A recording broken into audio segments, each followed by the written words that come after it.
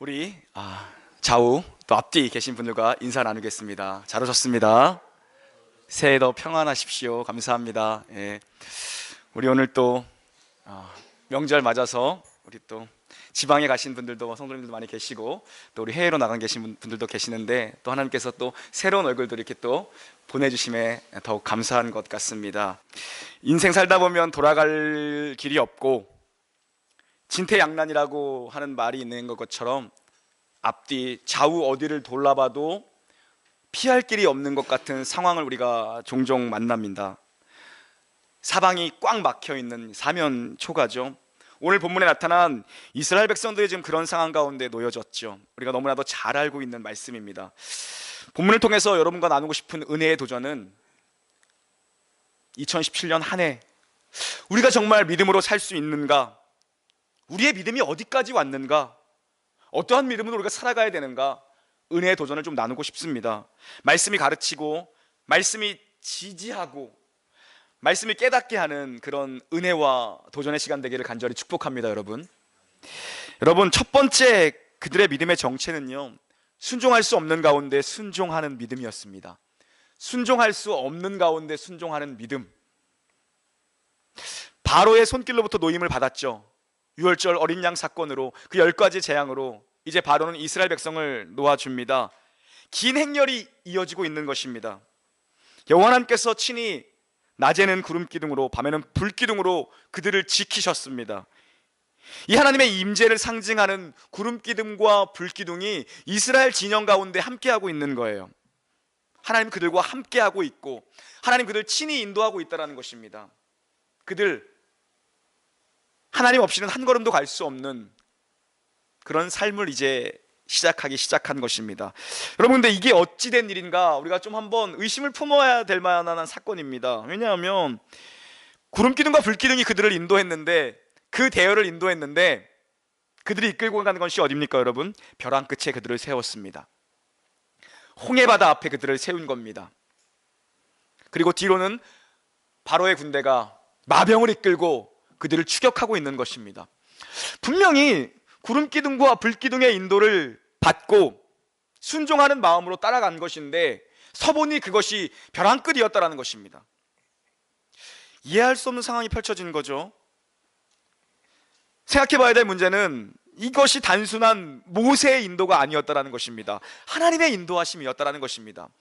인간의 인도였다면 실패할 수 있고 실수할 수 있는 리더십이었겠죠.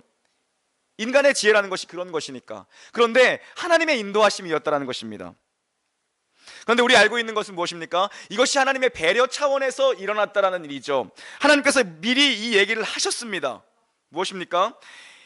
애굽의 변방 수비대가 있는 곳을 일부러 피해 가게 하셨다는 것입니다. 왜냐하면 이들이 전쟁을 보면 무서워서 다들 다시 애굽으로 뒷걸음쳐 도망갈 것을 주님이 아셨기 때문에 400년 종살이의 노예 근성이 그들의 삶에 이미 배어져 있었다는 것을 하나님 알고 있었다는 것입니다. 그들이 아는 최고의 세상이라고는 애굽뿐이었습니다. 하나님의 세심한 배려의 손길이었죠. 하나님께서 우리를 너무나도 잘 알고 계신다는 거예요. 내가 무엇을 견딜 수 있고 무엇을 견딜 수 없는지. 그래서 견딜 수 있을 만한 시험을 우리에게 주시는 것이고 견딜 수 없을 만한 시험은 우리에게 피할 길을 만드신다라고 말씀하지 않습니까 여러분? 그런데 이야기가 그렇게 단순하지 않다는 것입니다. 왜냐하면 모세가 누굽니까? 사람은 생각할 줄 알고 또 판단할 줄 알지 않습니까? 모세가 누굽니까 여러분? 광야에서 40년을 보낸 사람입니다. 애굽의 바로의 궁정에서 최고의 교육을 받고 그리고 이제 광야로 쫓겨서 광야에서 40년간 목자 생활을 했던 것이 모세의 삶이었습니다. 하나님께서 지금 구름기둥과 불기둥으로 그 백성들을 인도해 나가고 계시는 그 걸음걸음을 따라가면서 모세도 생각했을 겁니다. 일로 가면 안 되는데 라고. 이 길 아닌데. 40년을 광야에서 양을 치던 모세였습니다. 광야길을 모세가 몰랐을까요? 지름길인지 돌아가는 길인지 유리한 길인지 불리한 길인지 이 대군을 이끌고 지금 일로 가면 안 되는데 여러 생각이 모세 마음 가운데에 막 뒤죽박죽 섞여 있었을 것입니다. 하나님께서 이 일하심에 대해서 모세에게 미리 말씀하셨죠. 바로가 보기에 너희들이 지금 옴싹달싹 못할 만큼 갇혀 있는 것 같음, 광야에서 딱 갇혀 있는 것 같게끔 연출할 것이다. 방황하는 것처럼 만들어 놓고 광야로 애굽 군대를 끌어낼 것이다라고 하나님께서는 모세에게 말씀하셨습니다. 그리고 결론은 무엇입니까? 바로와 애굽 군대로 말미암아 하나님이 영광을 받으시겠다라는 이 계획을 말씀해 주셨죠. 모세가 지금 이 말씀에 순종했습니다. 그러나 여러분, 우리가 놓치지 말아야 될 것은 무엇입니까? 이 순종이 결코 쉬운 순종이 아니었을 거라는 것입니다. 내 생각이랑 하나님 생각이랑 딱 맞으면, 뭔가 상황이 내가 예측한 거랑 이거 상황이 딱 맞아들이면 우리는 쉽게 순종할 수 있을 것입니다. 내가 원하는 대로 뭔가가 풀려가고 있으면. 그런데 그렇지 않은 경우가 더 많다는 것을 우리는 경험적으로 알고 있습니다. 지금 모세는 이성적 판단과 40년 경험과 노하우로 결코 쉽게 순종할 수 있는 상황은 아니었을 것입니다. 이 길로 간다는 건 100% 죽음의 길이었다는 걸 모세가 알고 있었을 것입니다. 어느 정도 예측했을 겁니다. 이 길은 아닌데라는 것을. 분명히 일로 가면 막다른 길인데, 거기다가 지금 그가 혼자입니까? 혼자면 그 길로 갈 수도 있었겠죠. 하지만 자기 처자식만 데리고 나오는 것이 아니지 않습니까? 200만 명이나 되는, 장정만 60만이나 되는 대군을 이끌고 가는 중입니다. 광야에서 판단 하나 잘못하면 다 죽는 겁니다. 몰살할 수도 있는 것이고 굶어 죽을 수도 있는 그런 상황이겠죠. 얼마나 모세가 그 리더로서 심적인 부담감이 컸겠습니까? 모세의 순종이 결코 쉬운 순종은 아니었을 거라고 생각됩니다. 하나님 우리에게 말씀을 주셨습니다. 그리고 이 말씀 따라 사는 것이 복이라고 말씀하시죠. 우리는 언약 백성입니다. 그 언약의 말씀을 따라 살기 위해, 따라 살려고 부름받은 것이 우리의 삶이라는 것입니다. 그것이 신자의 삶이죠. 하나님 그 약속을 주시고 그 약속을 따라 사는 것이 복이라고 말씀하시고 이제 요구하시는 거죠. 순종하며 살라고. 그러나 그 길이 결코 쉽지 않죠. 믿음은 언제나 하나님 말씀에 대한 우리의 순종입니다. 광야의 모든 상황, 그리고 바로의 기지를 손바닥 보듯 모세가 알고 있었습니다. 바로 앞에 모세가 몇 번이나 섰습니까? 바로가 어떤 사람인지 모세가 그 기지를 손바닥 보듯 알고 있던 것이 모세입니다. 그럼에도 불구하고 불기둥과 구름기둥이 하나님이 그 길로 인도하실 때에 모세가 따라갈 수 있었던 것은 믿음의 순종일 뿐 아니라, 이런 피가 마른 위급한 상황에서 하나님을 믿었다라는 것은, 믿을 수 있고 따라갈 수 있었다는 것은 하나님의 놀라운 은혜라는 것이죠. 우리 삶의 정황으로 와봅시다. 우리 삶도 마찬가지 아닙니까? 하나님 도대체 그 과정 속에서 무엇을 하고 계시는 건지, 무엇을 하시려는 것인지 잘 이해되지 않고 도무지 앞길이 보이지 않는 막막한 상황이 펼쳐질 때가 왜 없습니까? 우리의 삶의 정황에 너무나도 많이 있습니다.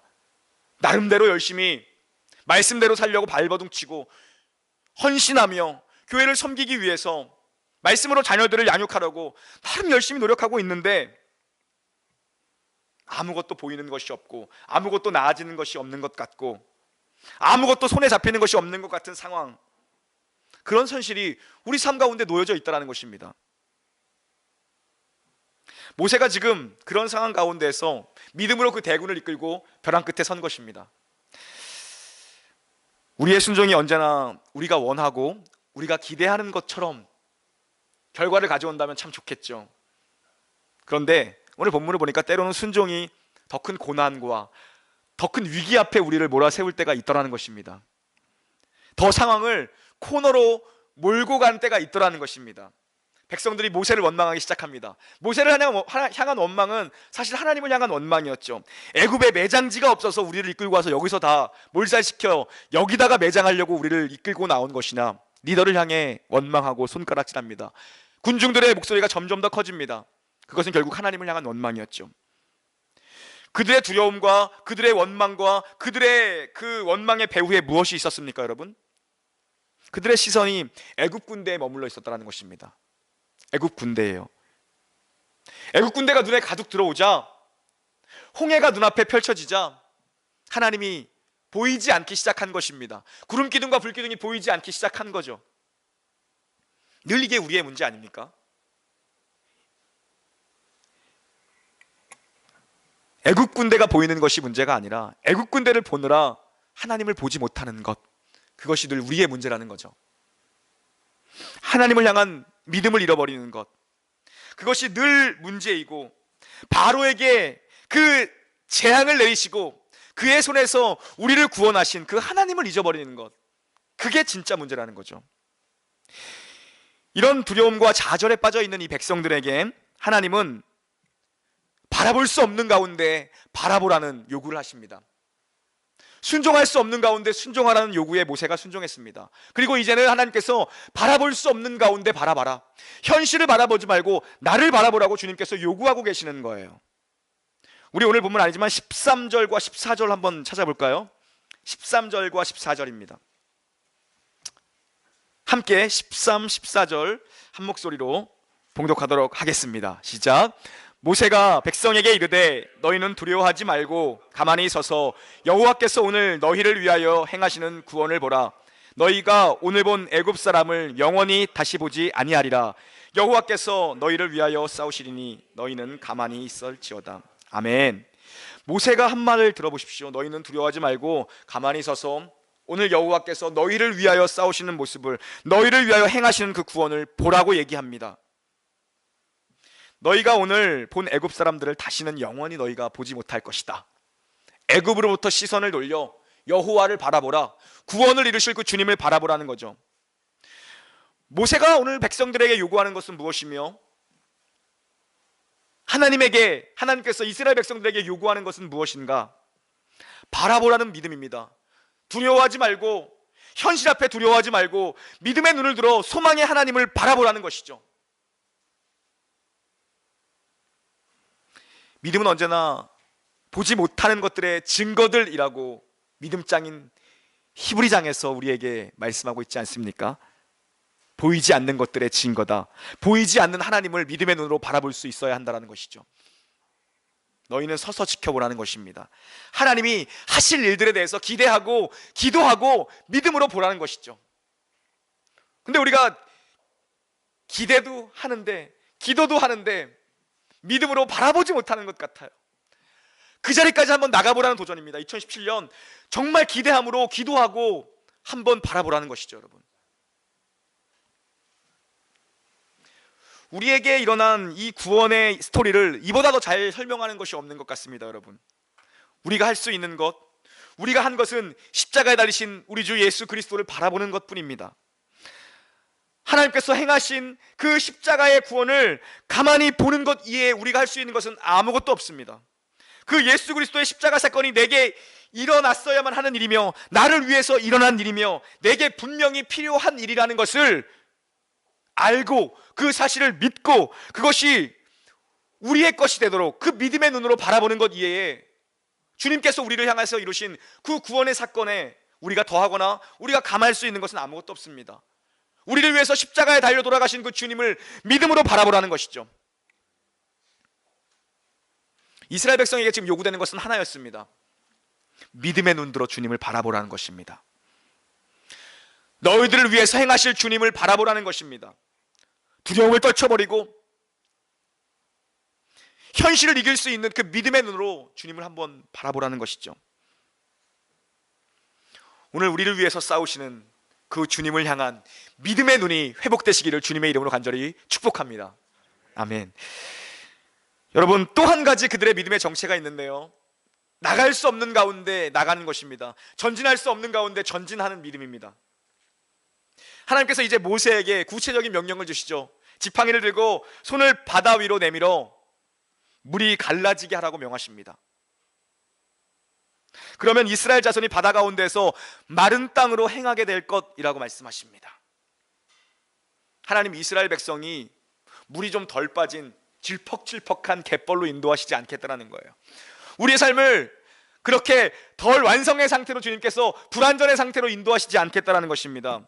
물이 찰랑찰랑한 그런 상태로 우리를 인도하시지 않겠다는 것입니다. 바다 한가운데 길을 내시고 마른 땅을 밟게 하시겠다는 것입니다. 저는 특별히 이 마른 땅이라는 단어에 여러분과 좀 주목해 보고 싶어요. 마른 땅이라는 단어에. 지금 이스라엘 백성들은 이 바다 한가운데를 걸어갑니다. 이 마른 땅이라는 것은 황무지와 같은 땅이겠죠. 황무지가 어떤 땅입니까?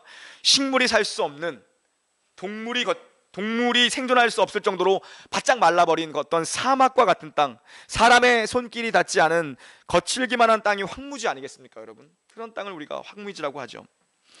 이들은 지금 그 황무지와 같았던 삶을 살았던 자들입니다. 400년간 애굽에 종살이하며 황무지 같은 인생을 살던 불쌍한 인생들이 바로 이 히브리 사람들입니다. 노예 생활을 했던 사람들의 인생 아닙니까, 여러분?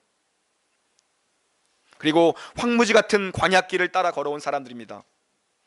하나님께서는 이 섬세하고 이 세심한 배려는요, 이들에게 너무나도 익숙해져 있는 땅, 이 황무지와 같은 마른 땅을 바다 가운데 내셔서 황무지 같은 바닷길을 내시고 그 길을 건너게 하시고, 이 황무지 같은 길을 걷고 나면 젖과 꿀이 흐르는 땅, 약속의 땅, 언약의 땅을 걷게 하시겠다는 것입니다. 여러 가지 의미가 담길 수 있겠죠.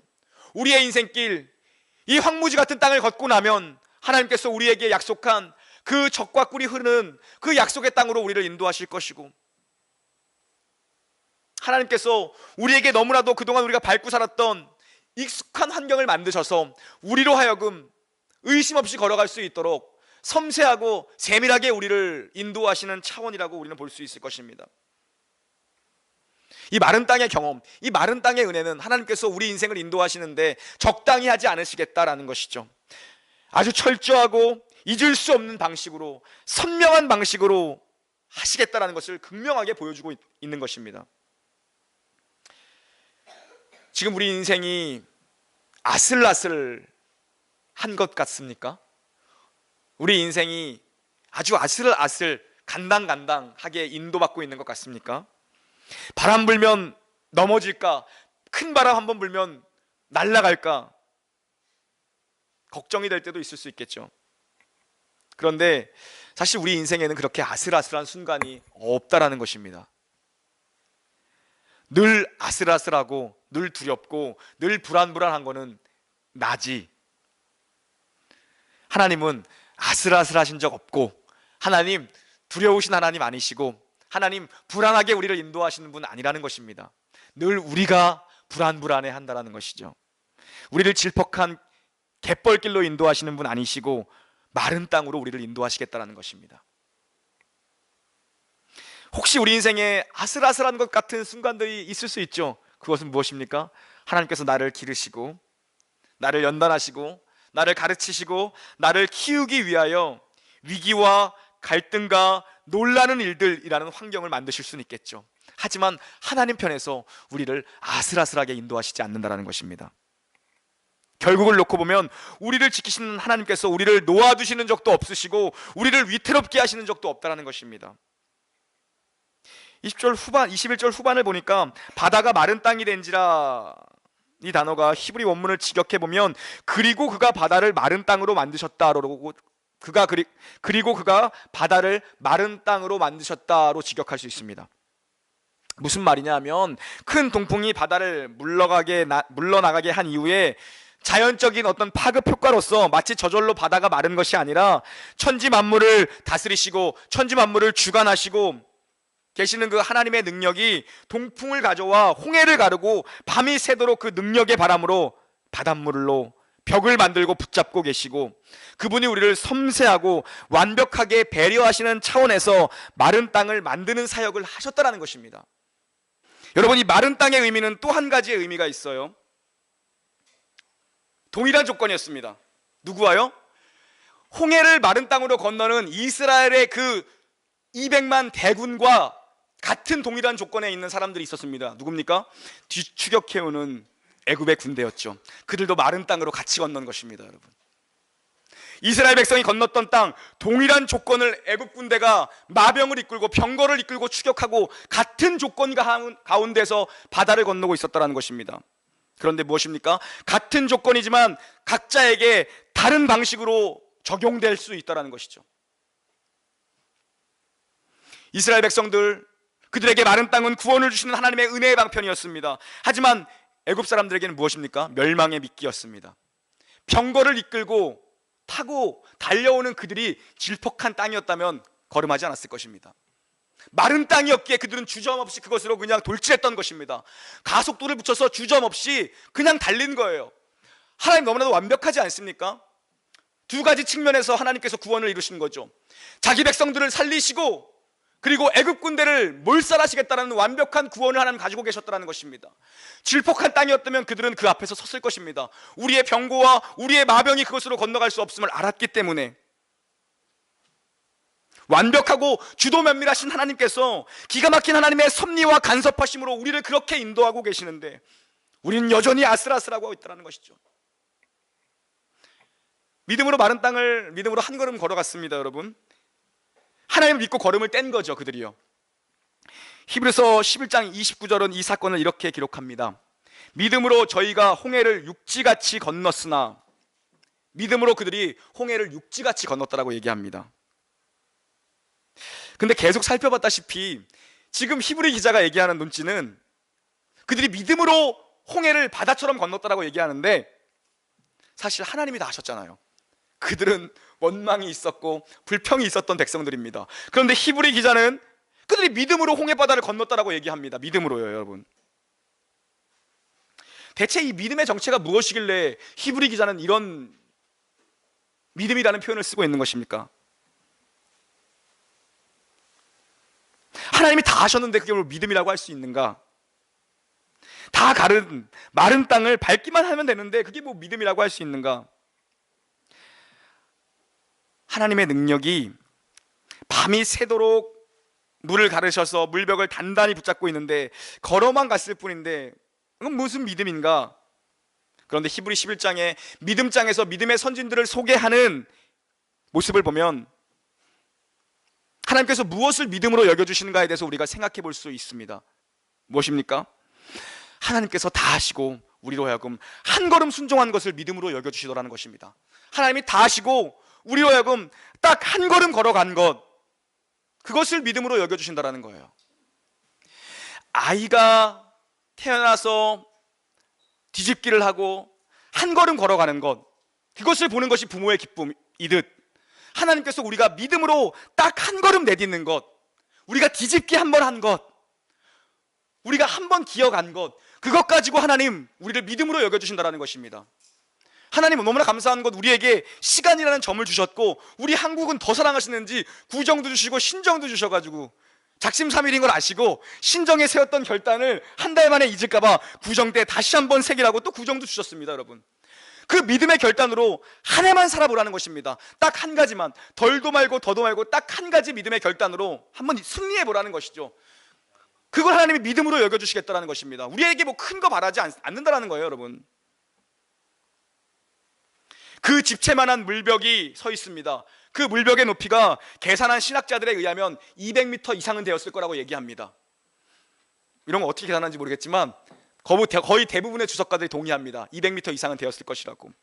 그 당시 홍해의 깊이가, 그 거대한 물벽이 그들 옆에 놓여져 있는데 그 물벽을 사이에 두고 한 걸음을 뗀 것, 그것을 믿음으로 여겨주신다는 것이죠. 두려운 일이었을 수 있습니다. 사실 물벽이 옆에 어마어마한 물벽이 서 있다는 것은요, 그 가운데 한 걸음을 뛰니까 주님이 믿음으로 여겨주셨다는 것입니다. 풍랑이는 바다에서 배를 집어 삼킬 듯한 파도 가운데 주님이 찾아오셨습니다. 베드로가 주님을 바라볼 때에 바다 위를 걸어갔습니다. 그러나 그의 시선이 풍랑이는 바다에 고정되자 여지없이 빠져들어갔다는 것을 우리 알고 있죠. 믿음이 작은 자여 왜 의심하느냐, 믿음이 작은 자여 어찌하여 의심하느냐. 베드로 손을 다시 한번 잡아 일으키시죠. 여러분, 우리가 2017년도에 정말 믿음으로 한 걸음만 뗄 수 있다면, 새해에 결단했던 것 그 한 가지만 우리가 끝까지 붙잡고 갈 수 있다면 하나님 그것을 여러분에게 믿음으로 여겨주실 것이고 잘하였다, 착하고 충성된 종이라고 여겨주실 겁니다. 사도 바울 고린도전서 10장에 가면은 이 홍해 사건, 이 히브리 민족, 이 이스라엘 백성의 이 홍해 건너 사건을, 도하 사건을 사도 바울은 그리스도의 세례와 연결시키고 있습니다. 형제들아, 나는 너희가 알지 못하기를 원하지 아니하노니 우리 조상들이 다 구름 아래에 있고 바다 가운데로 지나며 모세에게 속하여 다 구름과 바다에서 세례를 받았다라고 세례와 연결짓고 있습니다. 사도 바울은 신약에 와서 이 구약의 사건을요, 여러분, 이 사건이 세례와 같다라는 것입니다. 믿음으로 한 걸음 떼서 홍해를 건넌 이 이스라엘 백성들이 공동체적으로 교회가 세례를 받는 사건으로 지금 연관짓고 있는 것이죠. 무엇입니까? 거기서 이미 그들은 죽었던 사람들이라는 것입니다. 죽었다가 살아났다는 것입니다. 죽음의 물을 통과해서 나온 것입니다. 우리는 이미 죽은 자들입니다. 그리고 우리는 다시 살아난 자들입니다. 그리스도 안에서 우리는 예수 안에서 새 생명을 얻은 자들이라는 것입니다. 저 여러분, 이 바다 한가운데 황무지 같은 마른 땅을 믿음으로 걸어서 그 그리스도를 믿는 믿음으로 우리가 주를 시인함으로 인해서 그 주님을 우리가 마음의 중심에 모시고 사는 그 믿음으로 인해서 우리는 세례를 받고 우리는 구원함을 얻은 백성들이라는 거죠. 그러니 우리에게 주는 도전은 무엇입니까? 돌아보지 말라는 것입니다. 만약 여러분 하나님의 은혜가 또 어디에 있냐, 홍해를 하나님이 다시 덮으시지 않았다면 그 60만 명 중에 돌아가는 사람은 태반이었을 것입니다. 하나님 돌아가지 못하도록 길을 막아버리신 것입니다. 그들을 너무나도 잘 알기 때문에 돌아보지 말라. 틈만 나면 원망하지 않습니까? 틈만 나면 원망합니다. 애굽이 좋았다라고 얘기합니다. 애굽이 좋았다라고. 하나님 돌아가지 못하도록 덮어버리신 것입니다. 이것이 다시 홍해를 덮어버리신 하나님의 은혜라는 것이죠. 니마 그 강을 건너지 마시오라는 그 영화도 있지 않습니까? 우리는 이미 그 강을 건너온 자들이라는 거예요. 강을 건너왔습니다. 믿음의 강을 건너온 사람들이라는 것입니다. 과거로 돌아갈 수 없는 사람들이라는 것이죠. 과거에 우리의 모든 죄악들 그 홍해 바다 가운데 수장시켜버리고 정말 그리스도 안에서 새로운 생명으로 주님께서 우리를 부르셨다는 것입니다. 이미 건널 수 없는 강을 믿음으로 건너온 자들이 우리라는 것입니다. 우리를 홍해를 건너게 하신 그 하나님, 애굽 군대를 수장시키신 하나님, 그리고 애굽을 그리워하지 못하도록, 죄악된 과거의 삶을 그리워하지 못하도록, 애굽으로 돌아갈 수 없도록 은혜로 홍해를 덮으셨다는 것입니다. 이 덮어버리심의 은혜는 우리로 하여금 다시 그 종되었던 예전의 삶으로, 과거의 삶으로, 노예의 삶으로 돌아가지 못하게 하기 위한 하나님의 은혜의 차원이신 거죠. 예전이 그리우십니까? 예전이 그립습니까? 추억은 해도 돌아갈 수는 없을 것입니다. 왜요? 하나님의 완벽한 은혜가 홍해를 덮었기 때문입니다. 우리 가운데 믿음을 주셨기 때문이라는 것입니다. 새 생명을 주셨기 때문이라는 것입니다. 나의 옛 자아는, 나의 옛 습관은, 나의 죄악된 모습은 이미 홍해에서 수장되어 버리고 이제 우리는 예수 안에서 새 생명이 되었다는 것입니다. 그것이 사도 바울이 이 홍해 사건으로 그리스도인의 세례를 이야기하고 있는 것입니다. 세례를 받는다는 것은 내가 주님을 가슴에 새기고 나는 이제 새롭게 태어난 주님의 백성이다, 나는 과거의 삶을 답습하는 것이 아니라 오직 새로 태어나 주님을 위해서 주님을 안에 모시고 사는 그 새로운 생명을 얻었다는 증표로 교회에서는 세례를 주는 것입니다. 여러분에게 도전합니다. 우리 현실도 홍해 앞에 서 계신 분들 있으실 것입니다. 광야에 갇힌 바 되어서 이제 갈 곳이 없다라고 느껴지는 삶을 살고 계신 분들도 분명히 있을 것입니다. 나에게 더 이상 미래는 없구나, 절망을 느끼고 있는 분들 있을 수 있죠. 그러나 먼저 우리 주님 앞에 나와서 한번 조용히 머물러 보십시다. 조용히 머물러 보십시다. 하나님 뭐라고 말씀하시는지 그분 앞에 우리의 짐을 풀어놓고 그분의 음성을 그리고 한번 들어보시길 바랍니다. 그리고 그분이 말씀하시거든 홍해가 아무리 깊고 불가능의 강으로 보여도 믿음으로 한 걸음만 떼보는 2017년이 되었으면 좋겠습니다. 제 자신에게, 여러분에게, 그리고 우리 교회적으로 그때 주님의 능력의 바람이 불어올 것입니다. 요단강도 그렇게 그들이 도화했던 것입니다. 한 발을 떼자 강이 갈라지기 시작했던 것이죠. 홍해가 갈라질 것입니다. 홍해 한복판에 길이 생길 것입니다. 그리고 우리는 마른 땅을 걷게 될 것입니다. 우리는 찬양하며 약속의 땅을 향해 계속해서 전진할 수 있을 것입니다. 아무리 기도해도 홍해가 갈라지는 이 놀라운 은혜가 여러분들 앞에 펼쳐지지 않는 것 같습니까? 실망하지 말고 포기하지 말고 더 큰 믿음을 가지고 기도해 보십시오. 홍해가 갈라지지 않을 수 있습니다. 그러나 하나님이 갈라지지 않은 홍해를 걷게 하실 수 있는 은혜도 여러분에게 주실 수 있습니다. 풍랑에는 바다가 갈라지지 않고 바다가 잠잠해지지 않을지라도 하나님 그 바다 위 나로 걷게 하실 것입니다. 육신의 눈 질끈 감고 뒤를 그만 돌아보시고 믿음의 눈을 열어서 하나님을 바라보는 주님의 은혜가 있기를 저와 여러분의 우리 교회 가운데 모든 성도들의 삶 가운데 있기를 주님의 이름으로 축원합니다. 아멘. 함께 찬양합니다.